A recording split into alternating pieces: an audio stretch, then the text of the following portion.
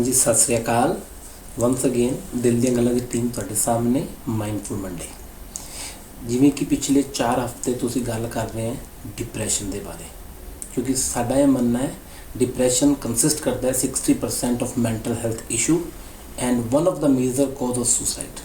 ਤਾਂ ਵਾਸਤੇ ਅਸੀਂ ਵਾਰੀ ਇਸੇ ਇੱਕੋ ਵਰਡ ਦੇ ਪਿੱਛੇ ਗੱਲ ਕਰ ਰਹੇ ਹਾਂ डिप्रेशन। 60% ਉਹਦੀ ਜ਼ਿੰਮੇਵਾਰੀ ਹੈਗੀ ਹੈ ਮੈਂਟਲ ਹੈਲਥ 'ਚ। ਚਲੋ ਮਿਲ ਕੇ ਕੁਝ ਗੱਲ ਕਰਦੇ ਹਾਂ। ਅੱਜ ਅਸੀਂ ਗੱਲ ਕਰਾਂਗੇ ਬਹੁਤ important words emotional. Raman ji ਆਖਦੇ ਹੈ ਵੀ ਸੁਨੀਲ ਤੂੰ ਜ਼ਿਆਦਾ ਇਮੋਸ਼ਨ ਦੀ ਗੱਲ ਕਰਦਾ ਹੈ, ਤੇ ਮੈਂ ਇਸ ਗੱਲ ਤੋਂ ਪਿੱਛੇ ਹਟਦਾ ਵੀ ਨਹੀਂ, ਕਿਉਂਕਿ ਮੈਂ ਇੱਕ ਬਾਏ ਨੇਚਰ ਇੱਕ ਇਮੋਸ਼ਨਲ ਜੀਵ ਹਾਂ। ਠੀਕ ਹੈ, ਤੇ ਅੱਜ ਅਸੀਂ ਗੱਲ ਕਰਾਂਗੇ ਇਮੋਸ਼ਨਲ ਅਬਿਊਜ਼ ਤੇ ਇਮੋਸ਼ਨਲ ਡਿਸਟ੍ਰੈਸ, ਕਿਉਂਕਿ ਲੋਕਾਂ ਨੂੰ ਇਹ ਪਤਾ ਹੀ ਨਹੀਂ ਇਮੋਸ਼ਨਲ ਅਬਿਊਜ਼ ਹੁੰਦਾ ਕੀ ਹੈ।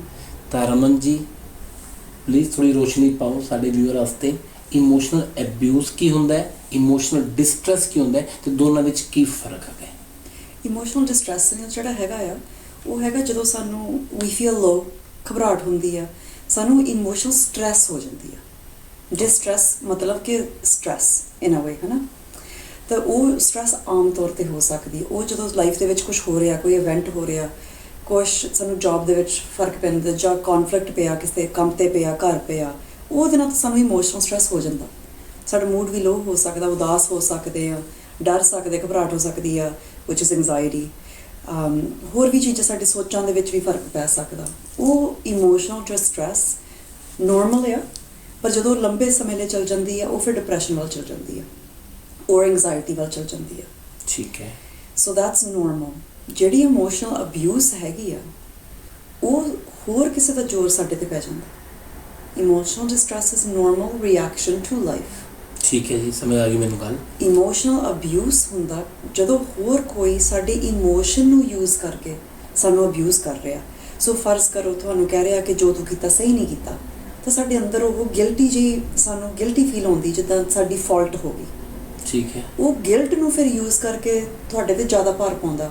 ਜਾਂ ਜਦੋਂ ਕੋਈ ਸਾਨੂੰ ਕਹਿੰਦਾ ਕਿ ਮੇਬੀ ਘਰ ਦੇ ਵਿੱਚ ਕੋਈ ਅਬਿਊਜ਼ ਹੋ ਰਿਹਾ, ਹਸਬੈਂਡ ਵਾਈਫ ਦੇ ਵਿਚਾਲੇ, ਹਸਬੈਂਡ ਵਾਈਫ ਨੂੰ ਅਬਿਊਜ਼ ਕਰ ਰਿਹਾ, ਤਾਂ ਵਾਈਫ ਮਾਂ ਜਿਹੜੀ ਉਹ ਆਪਣੇ ਬੱਚੇ ਨੂੰ ਕਹਿੰਦੀ ਆ ਕਿ ਮੈਂ ਸਿਰਫ ਤੇਰੇ ਕਰਕੇ ਜਾਂ ਤੁਹਾਡੇ ਕਰਕੇ ਤੁਹਾਡੇ ਡੈਡ ਨਾਲ ਰਹਿੰਦੀ ਹਾਂ, ਅਤੇ ਫਿਰ ਜੇ ਮੈਂ ਇੱਥੇ ਰਹਿਣਾ ਫਿਰ ਤੂੰ ਇੱਦਾਂ ਕਰਿਆ ਕਰ, ਜਾਂ ਤੂੰ ਇੱਦਾਂ ਕਰਿਆ ਕਰ। ਉਹ ਵੀ ਅਬਿਊਜ਼ ਦੇ ਵਿੱਚ ਆ ਜਾਂਦਾ, ਕਿਉਂਕਿ ਉਹ ਤੁਹਾਡੇ ਜਜ਼ਬਾਤਾਂ ਨੂੰ ਯੂਜ਼ ਕਰਕੇ ਕੁਛ ਕਰਾ ਰਹੇ ਆ।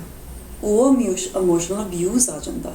ਰਮਨ ਜੀ ਮਾਫੀ ਚਾਹੁੰਦਾ। ਹਾਂਜੀ, ਜੇ ਮੰਨ ਲਓ ਮਾਂ ਕਹਿੰਦੀ ਹੈ ਬੱਚੇ ਨੂੰ ਮੈਂ ਤੁਹਾਡੇ ਕਰਕੇ ਹੀ ਜਿੰਦੀ ਹਾਂ, ਮੈਂ ਤਾਂ ਕਦੀ ਮਰ ਜਾਂਦੀ, ਮੈਂ ਤਾਂ ਤੁਹਾਡੇ ਘਰੇ ਪਰੇਸ਼ਾਨ ਹਾਂ, ਤੇਰੇ ਪਾਪਾ ਮੇਰੇ ਨਾਲ ਅੱਛੇ ਤਰੀਕੇ ਨਾਲ ਗੱਲ ਨਹੀਂ ਕਰਦੇ, ਤਾਂ ਇਹਦੇ 'ਚ ਵਿਕਟਮ ਕੌਣ ਹੈ? ਮੈਨੂੰ ਲੱਗਦਾ ਬੱਚੇ ਵਿਕਟਮ ਹੋ ਗਏ, ਕਿ ਉਹ ਬੱਚਿਆਂ ਨੂੰ ਇਹ ਕਹਿ ਰਿਹਾ ਵੀ ਦੈਟ ਤੁਸੀਂ ਆ ਨਹੀਂ ਕਰੋਗੇ ਤਾਂ ਮੈਂ ਤੁਹਾਨੂੰ ਛੱਡ ਕੇ ਚਲੀ ਜਾਊਂਗੀ। ਦੋ ਵਿਕਟਮ ਹੋ ਗਏ। ਹਾਂ, ਮਦਰ ਤਾਂ ਵਿਕਟਮ ਹੋ ਗਈ ਫਾਦਰ ਦੇ ਥਰੂ, ਤੇ ਬੱਚੇ ਵਿਕਟਮ ਹੋ ਗਏ ਮਦਰ ਦੇ ਥਰੂ। ਹੈ ਰਾਈਟ? ਐਬਸੋਲੂਟਲੀ। तो गाइज ये बड़ा पे अटेंशन करने की गल हैगी है, ये आप कॉमन सुनते हैं। मैं तो बड़ी सुनना, अच्छा जे तू कल आ नहीं करेगा तो मैं तेरे नाल आ नहीं करांगी। मैं एक लैंग्वेज पढ़ी सी कितने, विदड्रॉल फ्रॉम लव। तो ये तो तुम धमकी दे रहे हो भी जे मैं तेरी माँ हैगी है तो तू ये काम कर, वरना मैं तेरी माँ है नहीं, समथिंग लाइक दैट। यस। ਜਾਂ ਜੇ ਤੁਸੀਂ ਇੱਦਾਂ ਕੀਤਾ ਮੈਂ ਤੈਨੂੰ ਪਿਆਰ ਨਹੀਂ ਕਰਦੀ, ਜਾਂ ਜੇ ਤੁਸੀਂ ਇੱਦਾਂ ਕੀਤਾ ਮੈਂ ਆਪਣੀ ਜਾਨ ਲੈ ਲੈਣੀ ਹੈ। ਉਹਨਾਂ ਦੇ ਜਜ਼ਬਾਤਾਂ ਦੇ ਨਾਲ ਖੇਡਣਾ, ਉਹਨਾਂ ਦੇ ਜਜ਼ਬਾਤਾਂ ਨੂੰ ਕੰਟਰੋਲ ਕਰਨ ਦੀ ਕੋਸ਼ਿਸ਼ ਕਰਨਾ, ਜਾਂ ਉਹਨਾਂ ਦੇ ਜਜ਼ਬਾਤਾਂ ਕਰਕੇ ਪਨਿਸ਼ ਕਰਨਾ। ਸੋ ਫਰਜ਼ ਕਰਤਾ ਤੁਹਾਨੂੰ ਕੋਈ ਆ ਕੇ ਕਹਿੰਦਾ ਕਿ ਤੁਸੀਂ ਦੇਖੋ ਮੇਰੇ ਨਾਲ ਇੱਦਾਂ ਗੱਲ ਕੀਤੀ, ਆਹ ਮੇਰੀ ਫੀਲਿੰਗ ਹੈ, ਤਾਂ ਤੁਸੀਂ ਉਹਨਾਂ 'ਤੇ ਗੁੱਸੇ ਹੋ ਰਹੇ ਆ। ਉਹ ਤਾਂ ਆਪਣੀ ਫੀਲਿੰਗ ਸ਼ੇਅਰ ਕਰ ਰਹੇ ਆ ਸਿਰਫ, ਪਰ ਉਹ ਜਦ ਤੁਸੀਂ ਉਹ ਫੀਲਿੰਗ ਸ਼ੇਅਰ ਕਰ ਰਹੇ, ਤੁਸੀਂ ਉਹਨੂੰ ਉਸ ਫੀਲਿੰਗ ਨੂੰ ਥੱਲੇ ਲਾਉਂਦੇ ਆ, ਉਹ ਵੀ ਇਮੋਸ਼ਨਲ ਅਬਿਊਜ਼ ਹੈ। ਯੈਸ, ਯਾਨੀ ਕਿ ਅਗਰ ਮੈਂ ਜਾ ਕੇ ਕਿਸੇ ਨੂੰ ਦੱਸਣਾ ਵੀ ਮੈਨੂੰ ਤੇਰੀ ਇਹ ਗੱਲ ਗਲਤ ਲੱਗੀ, ਇਹ ਗੱਲ ਮਾੜੀ ਹੈ, and I just wanted to know ਤੂੰ ਇਹ ਗੱਲ ਕਿਉਂ ਕਹੀ, ਤੇ ਉਹ ਬੰਦਾ ਅੱਗੋਂ ਮੇਰੇ 'ਤੇ ਇਮੋਸ਼ਨਲ ਦਬਾਅ ਪਾਵੇ, ਤੂੰ ਮੇਰੇ ਤੋਂ ਕੁਐਸਚਨ ਪੁੱਛੇਗਾ ਤਾਂ ਮੈਂ ਤੈਨੂੰ ਗੱਲ ਨਹੀਂ ਕਰਨੀ। ਹਾਂਜੀ, ਸਮਥਿੰਗ ਲਾਈਕ ਦੈਟ। ਹਾਂਜੀ, that is emotional abuse. That's emotional abuse. ਹਾਂਜੀ, ਤੁਹਾਨੂੰ ਮੈਂ 5 ਸਾਈਨ ਦੱਸ ਰਹੀ ਹਾਂ। ਅਸੀਂ 5 ਸਾਈਨਸ ਆਫ ਇਮੋਸ਼ਨਲ ਅਬਿਊਜ਼। ਇੱਕ ਤਾਂ ਹੈ ਕਿ ਜੇ ਹੋਰ ਕੋਈ ਤੁਹਾਡੇ 'ਤੇ ਹਾਈਪਰ ਕ੍ਰਿਟੀਕਲ ਹੋਵੇ, ਜੇ ਤੁਹਾਨੂੰ ਜੱਜ ਕਰਦਾ। ਕ੍ਰਿਟੀਕਲ ਦਾ ਮਤਲਬ ਕਿ ਤੁਹਾਡੀ ਹਰੇਕ ਚੀਜ਼ ਨੂੰ ਟੋਕਣਾ, ਜਾਂ ਹਰੇਕ ਚੀਜ਼ ਨੂੰ ਦੇਖਣਾ, ਤਾਂ ਉਹਦੇ ਬਾਰੇ ਕੁਛ ਕਹਿਣਾ, ਮਾੜਾ ਕਹਿਣਾ। That's hyper critical. ਤੇ ਜੱਜ ਕਰਨਾ, ਕਿ ਤੁਹਾਨੂੰ ਸਮਝਣ ਦੀ ਕੋਸ਼ਿਸ਼ ਨਹੀਂ ਕਰਨੀ, ਬਸ ਇੱਕਦਮ ਹੀ ਕਹਿ ਦੇਣਾ ਕਿ ਤੂੰ ਤਾਂ ਬਸ ਇੱਦਾਂ ਹੀ ਆ, ਤੂੰ ਮਾੜਾ ਹੈ, ਤੂੰ ਮਾੜਾ ਹੀ, ਜਜਮੈਂਟ ਦੇਦਾ, ਹਾਂ ਤੂੰ ਮਾੜਾ ਹੀ ਆ, ਜਾਂ ਤੈਨੂੰ ਤਾਂ ਹਮੇਸ਼ਾ ਗੁੱਸਾ ਚੜ੍ਹਦਾ, ਜਾਂ ਤੁਸੀਂ ਮਾੜਾ ਜਿਹਾ ਵੀ ਇਮੋਸ਼ਨਲ ਹੋ ਜਾਂਦੇ ਆ। ਹੁਣ ਫਰਜ਼ ਕਰੋ ਮੇਰਾ ਜਿਹੜਾ ਸੁਭਾਅ ਆ, ਆਈ ਐਮ ਵੈਰੀ ਪੈਸ਼ਨੇਟ, ਜਦੋਂ ਮੈਂ ਗੱਲ ਕਰਦੀ ਹਾਂ, ਹੁਣ ਵੀਡੀਓ ਤੇ ਮਾੜਾ ਜਿਹਾ ਘੱਟ ਕਰਨ ਦੀ ਕੋਸ਼ਿਸ਼ ਕਰਦੀ, ਪਰ ਆਮ ਤੌਰ ਤੇ ਆਮ ਵੈਰੀ ਪੈਸ਼ਨੇਟ, ਮੇਰੇ ਹੱਥ ਵੀ ਇੱਦਾਂ ਹੋ ਜਾਂਦੇ, ਮੇਰੀ ਆਵਾਜ਼ ਵੀ ਮਾੜੀ ਜਿਹੀ ਉੱਚੀ ਹੋ ਜਾਂਦੀ ਆ। ਅੰਦਰ ਕੋਈ ਐਗਰੈਸ਼ਨ ਨਹੀਂ ਹੈ, ਅੰਦਰ ਐਨ ਠੀਕ ਹੈ, ਪਰ ਮੇਰੇ ਸੁਭਾਅ ਇੱਦਾਂ ਦਾ ਹੈ। ਮੋਹਰਲਾ ਬੰਦਾ ਮੈਨੂੰ ਜੱਜ ਕਰਕੇ ਕਹਿ ਸਕਦਾ ਰਮਨ's very aggressive, ਠੀਕ ਹੈ, ਪਰ ਅੰਦਰ ਉਹ ਚੀਜ਼ ਨਹੀਂ ਹੈ। ਐਂਡ ਜਦੋਂ ਉਹ ਬਾਰ-ਬਾਰ ਉਹੀ ਗੱਲ ਤੁਹਾਨੂੰ ਕਹਿ ਰਿਹਾ ਤਾਂ ਤੁਸੀਂ ਕਹਿ ਰਹੇ ਕਿ ਨਹੀਂ ਮੈਂ ਇੱਦਾਂ ਨਹੀਂ ਹੈ, ਉਹ ਫਿਰ ਇਮੋਸ਼ਨਲ ਅਬਿਊਜ਼ ਦੇ ਵਿੱਚ ਵੀ ਆ ਜਾਂਦਾ। ਠੀਕ ਹੈ, ਕੋਈ ਜਜਮੈਂਟ, ਯਾਨੀ ਕਿ ਮੈਨੂੰ ਆਮ ਆਦਮੀ ਨੂੰ ਸਮਝਾਉਣਾ ਚਾਹਾਂ, ਕੋਈ ਮੈਂ ਕਿਸੇ ਨੂੰ ਕਿਹਾ ਵੀ ਰਮਨ ਤੂੰ ਤਾਂ ਬਹੁਤ ਮਾੜਾ ਬੰਦਾ ਹੈ, you are very bad person, ਹੁਣ ਰਮਨ ਅੱਗੋਂ ਰਜਿਸਟ ਕਰਦੀ ਹੈ, no how dare you said to me ਮੈਂ ਮਾੜਾ ਬੰਦਾ। So who is the victim here? If I blame you every time, so that could be a kind of emotional abuse. Emotional abuse ਇੱਥੇ ਆ ਜਾਂਦਾ ਇਸ ਗੱਲ ਦੇ ਵਿੱਚ, ਜੇ ਮੋਰਲਾ ਬੰਦਾ ਸੁਣਨ ਦੀ ਕੋਸ਼ਿਸ਼ ਨਹੀਂ ਕਰ ਰਿਹਾ, ਅੰਡਰਸਟੈਂਡ ਦੀ ਕੋਸ਼ਿਸ਼ ਨਹੀਂ ਕਰ ਰਿਹਾ, ਤਾਂ ਬਸ ਲੇਬਲ ਕਰ ਦਿੱਤਾ। ਜੇ ਮੈਂ ਲੇਬਲ ਕਰਤਾ Raman is very bad person, yes, so it's emotional abuse. that can be emotional abuse depending on ਇਸ ਬੰਦੇ ਤੇ ਕੀ ਅਸਰ ਹੋ ਰਿਹਾ। ओके, ਉਹਦੇ बारे भी ਆਪਾਂ ਗੱਲ करेंगे। तो guys this is really very important, क्योंकि ये मैं क्यों पूछ रहा हूँ, मुझे किसी ने पूछा, हमें तो ये नहीं पता चलता हम इमोशनल अब्यूज़ कर रहे हैं। तो गाइस अगर आप किसी को ब्लेम कर रहे हैं बिना किसी रैशनल के जस्टिफिकेशन के और उसकी हर बात को रजिस्ट कर रहे हैं, बताते नहीं है, that can be impactful on the other person, वो किसी का दिल दुख सकता है। हाँ जी, एक होर हैगा इग्नोरिंग बाउंड्रीज, ਕਿਸੇ ਦੀ ਪ੍ਰਾਈਵੇਸੀ ਨੂੰ ਇਨਵੇਟ ਕਰਨਾ। ਸੋ ਜੇ ਤੁਹਾਨੂੰ ਕੋਈ ਕਹਿ ਰਿਹਾ ਕਿ ਦੇਖੋ ਮੈਨੂੰ ਹੈ ਨਾ 6 ਵਜੇ ਤੋਂ ਬਾਅਦ ਨਾ ਫੋਨ ਕਰਿਆ ਕਰੋ, ਚਲੋ ਇੱਕ ਵਾਰੀ ਤੁਹਾਨੂੰ ਭੁੱਲ ਵੀ ਗਿਆ, ਦੈਟਸ ਓਕੇ, ਪਰ ਜੇ ਤੁਸੀਂ ਹਮੇਸ਼ਾ ਬਿਨਾਂ ਉਸ ਗੱਲ ਤੋਂ ਸੋਚਣਾ ਉਸ ਚੀਜ਼ ਬਾਰੇ, ਜਾਂ ਐਬਸੋਲੂਟਲੀ ਉਸ ਚੀਜ਼ ਨੂੰ ਇਗਨੋਰ ਕਰ ਦੇਣਾ, ਬਾਉਂਡਰੀ ਕਿਸੇ ਦੀ ਇਗਨੋਰ ਕਰ ਦੇਣੀ, that's a form of emotional abuse. That is ਉਹਨਾਂ ਦੀ ਪ੍ਰਾਈਵੇਸੀ ਨੂੰ ਰਿਸਪੈਕਟ ਨਹੀਂ ਕਰਨਾ। ਤੀਜੀ ਹੈ ਕਿ ਜੇ ਤੁਸੀਂ ਕਿਸੇ ਬੰਦੇ ਤੇ ਪੋਜੈਸਿਵ ਹੋ ਜਾਂਦੇ ਆ ਕਿ ਇਹ ਤਾਂ ਮੇਰਾ ਹੀ ਆ ਜਾਂ ਇਹ ਤਾਂ ਮੇਰੀ ਆ, that's a form of emotional abuse। ਕੋਈ ਬੰਦਾ ਸਾਡਾ ਨਹੀਂ ਹੁੰਦਾ, ਭਾਵੇਂ ਬੱਚਾ ਵੀ ਹੋਵੇ, ਬਜ਼ੁਰਗ ਵੀ ਹੋਵੇ, doesn't matter, ਇਨਸਾਨ ਤਾਂ ਇਨਸਾਨ ਹੈ, ਤਾਂ ਆਪਣਾ ਇਨਸਾਨ ਹੈ। ਇਹਦੇ ਵਿੱਚ ਕਲੈਰਿਟੀ ਕਰੋ, ਤੁਸੀਂ ਕਿਹਾ ਵੀ ਆਪਾਂ ਕਹਿੰਦੇ ਇਹ ਮੇਰਾ ਆਦਾ ਹੈ, ਠੀਕ ਹੈ, ਆਪਾਂ ਕਹਿੰਦੇ ਇਹ ਮੇਰਾ ਖਾਸ ਮਿੱਤਰ ਹੈ, ਇਹ ਮੇਰਾ ਖਾਸ ਦੋਸਤ ਹੈ, ਇਹ ਮੇਰਾ ਭਰਾ ਹੈ, we count them, right, we are emotional people। so ਇਹਨੂੰ ਥੋੜਾ ਡਿਫਰੈਂਸ਼ੀਏਟ ਕਰਨ 'ਚ ਹੈਲਪ ਕਰੋ ਵੀਰ ਦੀ। ਮੈਂ ਕਿਸੇ ਨੂੰ ਕਿਹਾ ਵੀ ਤੂੰ ਮੇਰਾ ਆਦਾ ਵੀ, ਤੇਰਾ ਮੇਰਾ ਚੰਗਾ ਪਿਆਰ ਹੈ, ਉਹ ਮੈਨੂੰ ਕਹਿੰਦਾ ਯਸ ਆਪਾਂ ਇਕੱਠੇ ਹਾਂ, ਖਾਸ ਹੈ, ਜਿਗਰੀ, ਸਾਨੂੰ 5 ਸਾਲ ਹੋ ਗਏ ਇਕੱਠੇ ਰਹਿੰਦੇ ਨੂੰ। ਹੁਣ now if that person turns back, can he take the advantage of this line, ਮੈਂ ਅਜੇ ਵੀ ਕਿਹਾ ਉਹ ਮੇਰਾ ਆਦਾ ਹੈ, ਤੂੰ 5 ਸਾਲ ਮੇਰਾ ਆਦਾ ਸੀਗਾ। ਇਹ ਫਰਕ ਹੈ, ਇਹ ਤਾਂ ਬਸ ਆਪਾਂ ਕਹਿ ਰਹੇ ਹਾਂ ਨਾ, ਉਹ ਰਿਸ਼ਤੇ ਦੇ ਕਾਰਨ ਆਪਾਂ ਕਹਿ ਰਹੇ ਹਾਂ, ਰਾਈਟ। ਹੁਣ ਜੇ ਆਪਾਂ ਵੀ ਕਹਿੰਦੇ ਆ ਮੇਰਾ ਭਰਾ ਆ, that's not emotional abuse. Emotional abuse ਇੱਥੇ ਹੁੰਦਾ ਜਦੋਂ ਆਪਾਂ ਕਿਸੇ ਨੂੰ ਕਹਿੰਦੇ ਕਿ ਤੂੰ ਮੇਰਾ ਆ, ਤਾਂ ਫਿਰ ਬਿਕਾਜ਼ ਯੂ ਆਰ ਮਾਈਨ ਤੁਸੀਂ ਆਹ ਕੁਛ ਨਹੀਂ ਕਰ ਸਕਦੇ। तो guys be very clear, right, Raman ji की बात सुने ध्यान से आप। ਇੱਕ ਤਾਂ ਹੈ ਪੋਜੈਸਿਵਨੈਸ ਕਿ ਇਹ ਮੇਰਾ ਆ, ਦੂਜਾ ਹੈ ਉਹਨੂੰ ਕੰਟਰੋਲ ਕਰਨ ਦੀ ਕੋਸ਼ਿਸ਼ ਕਰਨਾ। That is the problem. ਜੇ ਤੁਸੀਂ ਮੇਰੇ ਆ ਤਾਂ ਮੇਰੀ ਇਸ ਬੰਦੇ ਨਾਲ ਲੜਾਈ ਹੋਈ ਹੈ, ਤੁਸੀਂ ਨਹੀਂ ਉਹਦੇ ਨਾਲ ਗੱਲ ਕਰਨੀ, that's a form of emotional abuse. That is, I agree, ਉਹ ਕੰਟਰੋਲ ਹੋ ਗਿਆ, ਉਸ ਬੰਦੇ ਤੇ ਕੰਟਰੋਲ ਕਰਨਾ। ਚੌਥੀ ਚੀਜ਼ ਹੈਗੀ ਮੈਨੀਪੂਲੇਸ਼ਨ, ਕਿਸੇ ਨੂੰ ਮੈਨੀਪੂਲੇਟ ਕਰਨਾ, ਉਹਨਾਂ ਦੇ ਇਮੋਸ਼ਨਸ ਨੂੰ ਯੂਜ਼ ਕਰਕੇ ਉਹਨਾਂ ਨੂੰ ਮੈਨੀਪੂਲੇਟ ਕਰਨਾ। ਜਿੱਦਾਂ ਆਪਾਂ ਪਹਿਲਾਂ ਗੱਲ ਕਰ ਹਟੇ ਹਾਂ ਕਿ ਤੇਰੇ ਕਾਰਨ ਮੈਂ ਇਸ ਆਹ ਜੈਲਰੀ ਆ ਔਰ ਵਟਐਵਰ, ਤੈਨੂੰ ਆਹ ਕਰਨਾ ਚਾਹੀਦਾ, ਦੈਟਸ ਮੈਨੀਪੂਲੇਸ਼ਨ। ਤਾਂ ਪੰਜਵਾਂ ਹੈ ਕਿ ਜੇ ਤੁਹਾਡੇ ਨਾਲ ਕੋਈ ਆਪਣੀ ਫੀਲਿੰਗ ਬਾਰੇ ਗੱਲ ਕਰ ਰਿਹਾ, ਤੁਸੀਂ ਉਸ ਚੀਜ਼ ਨੂੰ ਡਿਸਮਿਸ ਕਰਤਾ, ਤੁਸੀਂ ਉਸ ਚੀਜ਼ ਨੂੰ ਸੁਣ ਨਹੀਂ ਰਹੇ। ਸੋ ਫਰਜ਼ ਕਰੋ ਤੁਹਾਨੂੰ ਕੋਈ ਕਹਿ ਰਿਹਾ ਕਿ ਮਮ ਡੈਡ ਆ ਕੰਮ ਮੇਰੇ ਲਈ ਬਹੁਤ ਔਖਾ, ਜਾਂ ਸਕੂਲ ਮੇਰੇ ਲਈ ਬਹੁਤ ਔਖੀ ਆ, ਮੈਨੂੰ ਸਟ੍ਰੈਸ ਹੋ ਰਹੀ ਆ, ਤੁਸੀਂ ਕਹਿੰਦੇ ਨਹੀਂ ਹੋ ਜਾਣਾ, ਤੂੰ 3 ਮਹੀਨੇ ਠਹਿਰ 'ਚ ਬਸ ਹੋ ਜਾਣਾ, ਤੁਸੀਂ ਉਹ ਫੀਲਿੰਗ ਨੂੰ ਡਿਸਮਿਸ ਕਰਦੇ ਹੋ, that's a form of emotional abuse. Okay, ਮੈਂ ਉਦਾਹਰਨ ਦੇ ਕੇ ਹੋਰ ਪੁੱਛਣਾ ਚਾਹੁੰਦਾ। ਫੋਰ ਐਗਜ਼ਾਮਪਲ ਮੇਰੀ ਤੁਹਾਡੇ ਨਾਲ ਕੋਈ ਗੱਲ ਤੇ ਬਹਿਸ ਹੋ ਗਈ, ਤੁਸੀਂ ਇੱਕ ਜਜਮੈਂਟ ਇਸ਼ੂ ਕਰਤਾ ਵੀ Sunil is a bad person, ਹਾਂਜੀ, let's say, right, let's as an example. ਤੇ ਹੁਣ ਮੈਂ ਤੁਹਾਨੂੰ ਫੋਨ ਕੀਤਾ, ਮੈਂ ਕਿਹਾ ਰਮਨ ਗੱਲ ਸੁਣ ਵੀ ਤੂੰ ਮੇਰੇ ਬਾਰੇ ਗਲਤ ਕਿਉਂ ਕਹਿ ਰਹੀ ਹੈ? ਮੈਨੂੰ ਕਿਹਾ ਦੁਬਾਰਾ ਮੈਨੂੰ ਫੋਨ ਨਾ ਕਰੀ, ਸਮਝ ਆ ਗਈ ਤੈਨੂੰ, ਯੂ ਆਰ ਇਨਵੇਡਿੰਗ ਮਾਈ ਪ੍ਰਾਈਵੇਸੀ। ਮੈਂ ਕਿਹਾ ਰੀਅਲੀ ਮੈਨ, ਓਕੇ। ਮੈਂ ਤੈਨੂੰ ਫਿਰ ਈਮੇਲ ਕਰਤੀ ਚੱਕ ਕੇ ਵੀ ਰਮਨ ਤੂੰ ਦੱਸ ਮੇਰੇ ਬਾਰੇ ਗਲਤ ਕਿਉਂ ਕਹਿ ਰਹੀ ਹੈ? ਸਫਰ ਤਾਂ ਮੈਂ ਕਰ ਰਿਹਾ ਵੀ ਤੁਸੀਂ ਮੇਰੇ ਬਾਰੇ ਗਲਤ ਕਿਹਾ, but now can you claim that Sunil is calling me, emailing me, he is abusing me now? ਦੋਏ ਪਾਸੇ ਹੋ ਰਿਹਾ। I mean in the sense ਕਿ ਪਹਿਲਾਂ ਤਾਂ ਇੱਥੋਂ ਹੋਇਆ ਕਿ ਜਜਮੈਂਟ ਕੀਤੀ, ਹਾਂਜੀ, that's emotional abuse for sure, ਹੈ ਨਾ। ਹਾਂ, ਜਜਮੈਂਟ ਹੁਣ ਆਪਾਂ ਆਪਸ ਦੇ ਵਿੱਚ ਕੀਤੀ ਵੱਖਰੀ ਗੱਲ ਆ, ਆਪਾਂ ਹੋਰਾਂ ਨੂੰ ਵੀ ਦੱਸ ਰਹੇ ਪਏ, ਉਹ ਤਾਂ ਫਿਰ ਜ਼ਿਆਦਾ ਹੋਣ ਲੱਗ ਪਿਆ, that is abuse। ਦੂਜੇ ਪਾਸੇ ਉਹ ਹੈ ਕਿ ਇਸਨੇ ਜੇ ਤੁਸੀਂ ਮੈਨੂੰ ਫੋਨ ਕੀਤਾ, ਮੈਂ ਪਹਿਲੀ ਵਾਰ ਤੁਹਾਨੂੰ ਦੱਸ ਦਿੱਤਾ ਕਿ ਓਕੇ ਨਹੀਂ ਕਰਨਾ ਹੈ, ਫਿਰ ਤੁਸੀਂ ਨਹੀਂ ਮੰਨਿਆ ਕਿ ਇਸ ਚੀਜ਼ ਦੇ ਵਿੱਚ ਮੇਰੇ ਕੋਲ ਕੰਟਰੋਲ ਹੈ ਨਹੀਂਗਾ, ਇਸ ਬੰਦੇ ਨੇ ਮੈਨੂੰ ਅਬਿਊਜ਼ ਕੀਤਾ, ਹਾਂਜੀ, ਪਰ ਉਹਨੂੰ ਮੈਂ ਚੇਂਜ ਨਹੀਂ ਕਰ ਸਕਦਾ, ਤਾਂ ਫਿਰ ਤੁਸੀਂ ਬਾਰ-ਬਾਰ ਉਹਨੂੰ ਕਰਦੇ ਆ, ਉਹਦੀ ਪ੍ਰਾਈਵੇਸੀ ਨੂੰ ਇਨਵੇਡ ਕਰਦੇ, ਫਿਰ ਤੁਸੀਂ ਵੀ ਉਸ ਚੀਜ਼ ਦਾ ਉਹ ਪਾਰ ਕਰ ਦਿੱਤੀ चीज़। परफेक्ट। तो इसमें एक एलिमेंट समझाइए मुझे आप। फॉर एग्जांपल मैंने किसी को फ़ोन करके पूछा, भी दोस्त ये तूने बात कही है तो बता ये क्या कारण था इसका। मैं उसको 10 बार फ़ोन किया, लेकिन मैं फ़ोन कर रहा हूँ अपने एक हक से, एक रिश्ते के पहचान से, जो एक रिश्ता था, तो क्या वो अभी उसकी श्रेणी में आएगा? ਡਿਪੈਂਡ ਕਰਦਾ, ਜੇ ਮੋਰਲਾ ਬੰਦਾ ਨਹੀਂ ਫੋਨ ਚੁੱਕ ਰਿਹਾ वो नहीं चक रहा। ਤਾਂ ਤੁਸੀਂ ਬਾਰ-ਬਾਰ ਕਰੀ ਜਾਂਦੇ, ਤੁਸੀਂ ਹਾਂ। ਨਹੀਂ ਐਕਸੈਪਟ ਕਰ ਸਕਦੇ। नो नो, बट मैं कर रहा आधे हक की सीमा देना।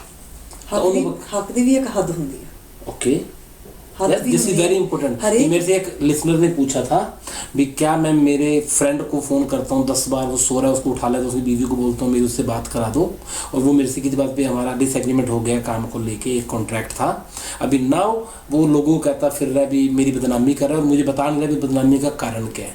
कहता मैं उसको फ़ोन करता हूँ, वो बोलता है तू मुझे परेशान कर रहा है। तो क्या ये इमोशनल एब्यूज़ है? ये एक जेन्युइन केस है, मतलब- एक इलेक्ट्रिकल कॉन्ट्रैक्टर का, जो मैं आपसे डिस्कस कर रहा ਤੁਹਾਨੂੰ ਮੈਂ ਇੱਕ ਗੱਲ ਦੱਸਦੀ ਕਿ ਜੇ ਕਿਸੇ ਨੇ ਤੁਹਾਡੀ ਚਪੇੜ ਮਾਰੀ, ਤੁਸੀਂ ਆਪਣਾ ਹੱਥ ਚੁੱਕ ਕੇ ਉਹਨੂੰ ਚਪੇੜ ਮਾਰੀ, ਤੁਸੀਂ ਸਹੀ ਨਹੀਂ ਹੋਗੇ। हूँ। नो, ਉਹ ਹੱਕ ਨਹੀਂ ਬਣਿਆ ਤੁਹਾਡਾ ਕਰਕੇ ਉਹਨੇ ਮੇਰੀ ਚਪੇੜ ਮਾਰੀ, ਤਾਂ ਫਿਰ ਮੈਂ ਵੀ ਉਹਦੇ ਮਾਰਨੀ ਹੈ, ਰਾਈਟ। ਸੋ ਜੇ ਤੁਹਾਨੂੰ ਕੋਈ ਅਬਿਊਜ਼ ਕਰ ਰਿਹਾ, ਤੁਸੀਂ ਵਾਪਸ ਉਹਨੂੰ ਕਰ ਰਹੇ ਜਾਂ ਉਹਦੀ ਬਾਉਂਡਰੀ ਨੂੰ ਪਾਰ ਕਰ ਰਹੇ, ਫਿਰ ਤੁਸੀਂ ਵੀ ਉਸ ਚੀਜ਼ ਦੇ ਵਿੱਚ ਪੈ ਗਏ। ਸੋ ਹਾਂ, ਮੇਬੀ ਜਦੋਂ ਰਿਸ਼ਤਾ ਹੁੰਦਾ ਸਾਨੂੰ ਲੱਗਦਾ ਕਿ ਸਾਡਾ ਇਸ ਚੀਜ਼ ਤੇ ਹੱਕ ਹੈ, ਪਰ ਉਹ ਫੀਲਿੰਗ ਹੈ, ਉਹ ਸੋਚ ਹੈ। ਜਦੋਂ ਉਹ ਹੱਕ ਦੇ ਕਰਕੇ ਆਪਾਂ ਹੋਰ ਕਿਸੇ ਦੀ ਬਾਉਂਡਰੀ ਪਾਰ ਕਰਦੇ ਕਰਕੇ ਸਾਨੂੰ ਲੱਗਦਾ ਕਿ ਆਪਾਂ ਸਹੀ ਹਾਂ, ਉਹਨਾਂ ਨੇ ਸਾਡੇ ਨਾਲ ਗਲਤ ਕੀਤਾ, ਤਾਂ ਉਸ ਚੀਜ਼ ਦੇ ਕਰਕੇ ਅਸੀਂ ਬਾਉਂਡਰੀ ਪਾਰ ਕਰ ਰਹੇ, ਤਾਂ ਫਿਰ ਅਸੀਂ ਵੀ ਅਬਿਊਜ਼, ਇਮੋਸ਼ਨਲ ਅਬਿਊਜ਼ ਦੇ ਵਿੱਚ ਪੈ ਸਕਦੇ ਹਾਂ। तो टेक्निकली इफ समबडी, किसी ने आपको इमोशनल अब्यूज़ किया है, तब अगर आप बदले में यू गो एंड फॉलो, वो भी उसके ऊपर इमोशनल अब्यूज़ हो सकता है, क्योंकि इंसान तो वो भी हुआ ना। यस। तो जो मुझे समझ में आया इस उदाहरण से, जो मैंने 3 कॉल लिए थे, मैंने उन 3 कॉलों को मर्ज करके ये बात की इमोशनल अब्यूज़ की, क्योंकि लोग ये जानना चाह रहे थे क्या हम इमोशनल अब्यूज़र हैं। आई वॉज वेरी हैप्पी, किसी ने मेरे से पूछा भी सुनील मैं मेरा ट्रीटमेंट है, ये सब लोगों से बात करता हूँ, क्या मैं किसी को अब्यूज़ तो नहीं कर रहा, क्योंकि वो सच में अपने आप में चेंज लाना चाहता था। I was very happy. तो उन्होंने हमारे से रिक्वेस्ट की भी अगली वीडियो में रमन जी से पूछना, ताकि लोगों को ये भी तो पता चले भी वो जो कर रहे हैं वो नॉर्मल नहीं है, वो इमोशनल अब्यूज़ की कैटेगरी में आता है, वो किसी का मन हर्ट कर सकता है। फॉर एग्जाम्पल एक बच्चे ने स्कूल से छुट्टी ली थी, उसने 3 दिन का काम बुक कर लिया, एम्प्लॉयर ने बोला ले मेरा साला आ गया हम तू कल ना आई, अब वो स्कूल जा नहीं सकता, वो 3 दिन घर बैठा रहा, ही वॉज सो डिस्ट्रेस्ड। उन्हें बोले यार तुम मेरा फायदा चकते पे हो, जो बंदा नहीं है तुम मेरी छुट्टी कराती, तो तुम बंदा आ गया तो मैंने काम नहीं दिता। Yes, it is emotional abuse. अब उस बंदे ने क्या किया, he filed a wrong complaint to that employer, ठीक है। अब उसने उस बंदे को यूज़ कर दिया, तो ये नहीं होना चाहिए।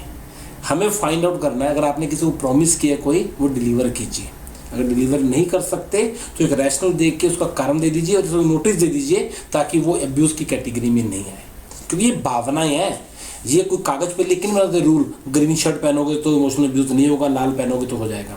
Doesn't work this way. Also ਸੀਨਾ ਜਿਹੜੀ ਤੁਸੀਂ ਗੱਲ ਕਰਕੇ ਹਟੇ ਆ ਨਾ, ਹਰ ਇੱਕ ਚੀਜ਼ ਦੀ ਇੱਕ ਲਿਮਿਟ ਹੁੰਦੀ ਆ, ਤਾਂ ਇੱਕ ਰਾਈਟ ਵੀ ਹੈ ਉਹਦੇ ਵਿੱਚ ਨਾ। ਸੋ ਜਿਹੜੀ ਗੱਲ ਤੁਸੀਂ ਕਰਕੇ ਹਟੇ ਆ, ਜੇ EMPLOYEE ਤਾਂ EMPLOYER ਦੀ ਗੱਲ ਆ, हाँ जी, ਫਰਜ਼ ਕਰੋ ਉਹਨਾਂ EMPLOYER ਨੇ 2-3 ਵਾਰੀ ਕਰ ਹਟੇ ਇਹ ਚੀਜ਼, ਤਾਂ EMPLOYEE 1-2 ਵਾਰੀ ਉਹਨਾਂ ਨਾਲ ਗੱਲ ਕਰਨ ਦੀ ਕੋਸ਼ਿਸ਼ ਉਹਨਾਂ ਨੇ ਕੀਤੀ ਆ ਕਿ ਤੁਸੀਂ ਇੱਦਾਂ ਕਰ ਰਹੇ, ਮੇਰਾ ਇੱਧਰ ਸਕੂਲ ਵੀ ਛੁੱਟ ਰਿਹਾ, ਕੰਮ ਵੀ ਛੁੱਟ ਰਿਹਾ, ਦੈਟਸ ਨਾਟ ਓਕੇ, ਠੀਕ ਨਹੀਂ ਹੈ। That is not 1-2 okay. ਵਾਰੀ ਕੋਸ਼ਿਸ਼ ਉਹਨਾਂ ਨੇ ਕੀਤੀ, ਤਾਂ ਨਹੀਂ ਉਸ ਬੰਦੇ ਨੇ ਉਹਨਾਂ ਦੀ ਗੱਲ ਸੁਣਨ ਦੀ ਕੋਸ਼ਿਸ਼ ਕੀਤੀ, ਅੰਡਰਸਟੈਂਡ ਦੀ ਕੋਸ਼ਿਸ਼ ਕੀਤੀ, ਜਾਂ ਉਹ ਚੀਜ਼ ਨੂੰ ਠੀਕ ਕਰਨ ਦੀ ਕੋਸ਼ਿਸ਼ ਕੀਤੀ, ਫਿਰ ਤਾਂ EMPLOYEE ਦੀ ਵੀ ਫਰਜ਼ ਬਣਦਾ, ਉਹਨਾਂ ਦੀ ਰਾਈਟ ਬਣਦੀ ਹੈ ਕਿ ਉਹ ਕੰਪਲੇਨ ਕਰ ਸਕਦੇ ਆ। yeah, but not a false complaint, fake। Not a false complaint, Yeah. of course यहाँ not। ये केस हाँ फेक जी। का था, इसलिए मैंने ये हाँ क्वेश्चन जी, bring up that किया। becomes emotional abuse, Yes, for yes, sure। क्योंकि देखिए गलत को तो गलत कहना पड़ेगा। वो कहते हैं, रमन जी मुझे कहते हैं भी एक ही बार आप एक कोट पढ़ सकते हो, तो वो कोट ये है, वो कहते हैं सजा सबको मिलती है, चुप रहने वाले को भी और बोलने वाले को भी। जो चुप रहते हैं वो अंदर से खुद को दुखी करते हैं, खुद को मारते हैं हर पल।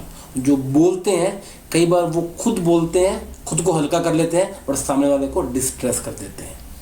तो ये आपने पिक करना है, क्योंकि हम ये नहीं चाहते आप चुप रहें, बट हम ये भी नहीं चाहते आप किसी और को इमोशनल अब्यूज़ करें। रिमेंबर, दिल दे गल्ला क्या कहता है, कभी किसी को इमोशनल पेन नहीं देना। रमन जी, इमोशनल अब्यूज़ और डिप्रेशन का क्या रिश्ता है? Very good question। ਇਹ ਕੁਐਸਚਨ ਆਪਾਂ ਅਗਲੇ ਹਫਤੇ ਮਾਈਂਡਫੁਲ ਮੰਡੇਜ਼ ਦੇ ਵਿੱਚ ਕਵਰ ਕਰਾਂਗੇ। ਤਾਂ ਉਹਦੇ ਨਾਲ ਆਪਾਂ ਕਵਰ ਕਰਾਂਗੇ ਕਿ ਸਾਨੂੰ ਆਪ ਵੀ ਪਤਾ ਕਿੱਦਾਂ ਲੱਗਣਾ ਕਿ ਸਾਨੂੰ ਇਮੋਸ਼ਨਲ ਅਬਿਊਜ਼ ਹੋ ਰਿਹਾ।